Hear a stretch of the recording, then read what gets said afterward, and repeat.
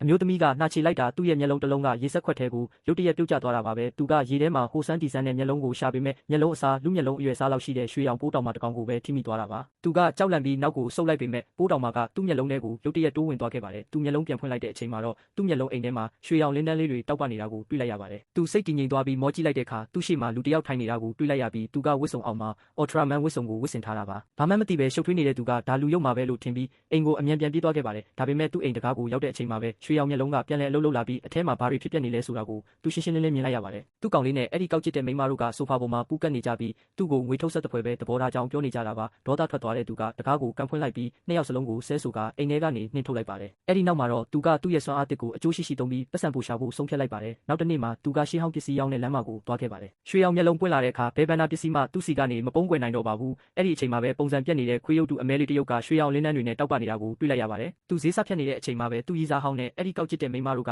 ရင်ကောင်လိုရောက်လာပြီးအတုံးမဝင်တဲ့ပစ္စည်းတွေကိုဝယ်နေတယ်လို့သူ့ကိုလှောင်ပြောင်ကြပါတယ်သူကသူတို့ကိုဂယုမဆိုင်ပဲအဲ့ဒီရုပ်တုကိုငွေ2000နဲ့ဝယ်လိုက်ပါတယ်သူ့ရီစားဟောင်းနဲ့ကောက်ကျစ်တဲ့မိန်းမတို့ကသူ့ယူဖြစ်သွားပြီလို့ထင်ပြီးဝါလုံးခွဲရေမောကြပါတယ်ဘေးကကြည့်နေတဲ့သူတွေတောင်သူကစိတ်လိုက်မှန်မှလုပ်နေတာလို့ထင်ကြပါတယ်ဒါပေမဲ့လူတွေရဲ့လှောင်ပြောင်မှုအောက်မှာပဲသူကတခြားဆိုင်တစ်ဆိုင်ကတူတလက်ကိုငှားပြီးခွေးရုပ်တုပေါ်ကဖုံတွေနဲ့ဆေးမဲရောင်တွေကိုခက်ကြမ်းကြမ်းထုခွဲလိုက်တဲ့အခါအထက်ကရွှေသားတွေပေါ်လာပါတော့တယ်အဲ့ဒါကငွေ2000ထက်အများကြီးပိုတန်းတာအသေးချပါပဲလူအုပ်ကြီးကအံ့ဩသွားကြတယ်လို့သူ့ရီစားဟောင်းနဲ့ကောက်ကျစ်တဲ့မိန်းမတို့ကလည်းနောင်တရပြီးရွှေရုပ်တုကိုပြန်လဲလူယူဖို့ကြိုးစားကြပါတယ်အဲ့ဒီရွှေကကျွန်တော်တို့ပစ္စည်းပဲ6တယောက်ကခုနကဈေးပေးထားတာလေနင်ငါ့ကိုရိုက်ရဲတယ်ပေါ့ဟုတ်လားနင်တေပြီးမှနင်ငါပစ္စည်းကိုထိဖို့တောင်မထိုက်တန်ဘူးဆိုတာတိလိုက်နောက်တလန်ထက်လန်းကြည်စံငါတူနဲ့အသေးချပဲအကွက်ချပေးလိုက်မယ်သူစကားပြောပြီးတာနဲ့စီးပွားရေးလုပ်ငန်းရှင်တယောက်ကလူအုပ်ကြားထဲကနေတိုးဝင်လာပြီးရွှေရုပ်တုရှိမှထိုင်ချကဒါဟာမင်းဆက်ခေတ်ကအင်ပါယာရွှေရုပ်တုဖြစ်ကြောင်းပြောလိုက်ပါတယ်သူကအဲ့ဒါအတွက်ငွေ9တန်းပေးဖို့ဆန္ဒရှိနေတာပါလူအုပ်ကြီးတစ်ခုလုံးစူညံသွားပါတော့တယ်သူဝယ်ထားတဲ့အမိုက်ပုံလူပစ္စည်းကနေဈေးနှုန်း250ဆက်လောက်ပြန်ရလာမယ်လို့ဘယ်သူမှမထင်ထားခဲ့ပါဘူးသူရီစားဟောင်းကသူ့ခြေထောက်နာမှာဒူးထောက်ပြီးပြန်ပေါင်းဖတ်ဖို့တောင်းပန်နေကစာမျက်နှာလန်တို့ပဲမျက်နှာကိုချက်ချင်းပြောင်းလဲသွားပါတယ်သူကသူ့ကိုတွေ့တက်နေတဲ့ကောက်ကျစ်တဲ့မိန်းမကိုတောင်တုံးဖယ်လိုက်ပါတယ်သူတို့ရဲ့ရုပ်ပြက်စင်းပြက်မျက်နှာတွေကိုမြင်တဲ့အခါသူကလှောင်ပြုံးပြုံးလိုက်ပါတ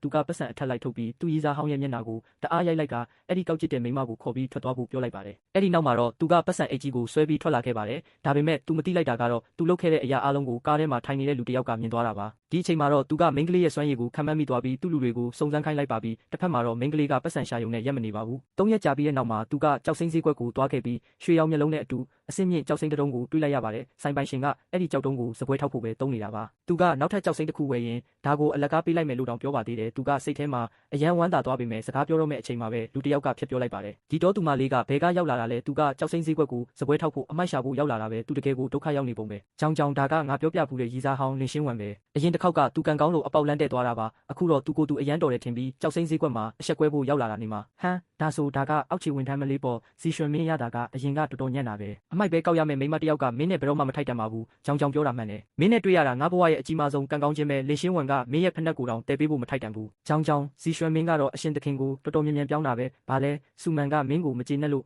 အခုချမ်းသာတဲ့မိမနောက်ကိုလိုက်နေတာလားနေငါ့ကိုစော်ကားရဲတယ်ပေါ့လင်းရှင်းဝံအယိုအသေးပေးစမ်းကြောင်ကထရီလီယံဒေါ်လာပိုင်နဲ့ချမ်းဖွဲ့စည်းရဲ့သမီးလေးမင်းကိုဖျက်ဆီးပစ်တာပွေရွက်စိတ်တကောင်ကိုနင်းချေတယ်လို့ပဲချမ်းဖွဲ့စည်းကငါ့ကိုကြောက်အောင်လုပ်နိုင်မယ်လို့ထင်နေတာလားငါမျက်လုံးထဲမှာတော့မင်းတို့နှစ်ယောက်လုံးကလူရှင်တော်တွေထက်မပိုပါဘူးတထေးဒီစပွဲထောက်ကြောက်တုံးအတွက်ငွေ1000ပေးမယ်ရောင်းပြီးငါဒါကိုချက်ချင်းထုတ်ပေးလိုက်မယ်စပွဲထောက်ကြောက်တုံးအတွက်ငွေ1000လားလင်းရှင်းဝံနင်းဘသူကိုပြချင်နေတာလဲဇီရွှန်ဒီနေ့ငါတို့သူ့ကိုစစ်မှန်တဲ့အာဏာဆိုတာဘာလဲဆိုတာပြကြမယ်တထေးဒီမင်းသားကြောက်တုံးကဈေးဘယ်လောက်လဲဒီချန်ကမျက်စိတော်တယ်နော်ဒီမင်းသားကြောက်တုံးကအရင်ကထွက်တဲ့ပစ္စည်းအဟောင်းမျိုးပြီးမျက်နှာပြင်ပေါ်မှာငွေပုံတန်တွေလည်းထင်ထင်ရှားရှားရှိတယ်အစိမ်းရောင်ထွက်ဖို့အခွင့်အရေးကရာခိုင်နှုန်း90လောက်ရှိတယ်ဈေးတန်းကငွေ2တန်းကက်ကိုဆွဲလိုက်လင်းရှင်းဝံမြင်လိုက်လားအဲ့ဒါစစ်မှန်တဲ့အာဏာပဲသူကငွေ2တန်းကိုမျက်တောင်မခတ်ပဲတုံးပစ်လိုက်တယ်ပြီးတော့နင်ကအဲ့ဒီစပွဲထောက်ကြောက်တုံးအကျိုးလေးနဲ့ငါတို့ရှိမှပြနေရသေးတယ်ပေါ့နင်ဒီလောက်ယုံကြည်မှုရှိနေမှာတော့လောင်းကြီးတစ်ခုလောက်ထက်ကြီးဆိုတာဘလို့လဲနင့်နဲ့လောင်းကြီးကဘာလို့ရမှာလဲငါတို့လက်ထဲကကြောက်တုံးတွေကိုလောင်းကြီးထက်ကြမယ်ဘသူကပိုတန်ဖို့ရှိတဲ့ကြောက်စိမ့်ကိုထုတ်နိုင်မလဲကြည့်ကြတာပေါ့နင်နိုင်ရင်ငါပတ်စံတွေအကုန်လုံးနင့်စီရောက်မယ်ပြီးတော့ငါလင်းရှင်းဝံကလူတွေရှိမှဒူးထောက်ပြီးတောင်းပန်မယ်ကောင်းပြီးနင်ကိုယ်တိုင်ပြောတဲ့စကားပဲနော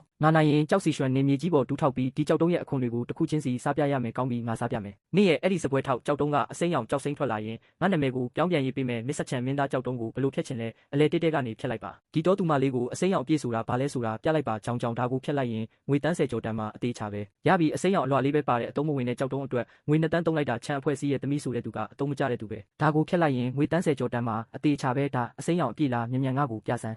ဟာပြတ်သွားပြီလုံးဝပြတ်သွားပြီအုတ်ခဲပုံလေးအတွက်ငွေ2တန်းမဖြစ်နိုင်တာဒါဘလို့လုပ်ဖြစ်နိုင်မှာလဲငါငွေ2တန်းကြောင်ဒါကကံမကောင်းတာပါကြောက်စိမ်းလောင်းကစားဆိုတာကျွမ်းကျင်သူတွေအတွက်တောင်ခံမှန်းလို့မရပါဘူးငါစီကနေထွက်သွားဆန်းကောင်းတဲ့ကြောက်တုံးလေး တောင်ရွေးတက်တာမဟုတ်ဘူးမင်းရဲ့စစ်မှန်တဲ့အာဏာဆိုတာဒါပဲလားဆရာငါအလှည့်ဖြတ်ဖို့အချိန်တန်ပြီကြောင်မလောပါနဲ့ဦးငါတို့မရှုံးသေးပါဘူးသူ့ရဲ့အမိုက်ပုံကငါတို့ဟာထက်ပိုကောင်းလာစရာအကြောင်းမရှိပါဘူးဟေးမိန်းကလေးဒီအမိုက်ကိုဘလို့ဖြတ်ချင်လဲဒီအတိုင်းတစ်ချက်လောက်ပဲဖြတ်လိုက်ပါတော့ဒီမြင်းတိုင်းပုတ်တိုက်ပြီးတေချာလေးလုပ်ပေးပါအထက်ကကြောက်စိမ့်ကိုမထိခိုက်စေနဲ့တော့တရုပ်ဆောင်နေတာပဲအဲ့ဒီစပွဲထောက်ကြောက်တုံးကတကယ်လို့အစိမ်းရောင်ထွက်လာရင်ငါကဒီနေရာမှာပဲတက်တည်လိုက်မယ်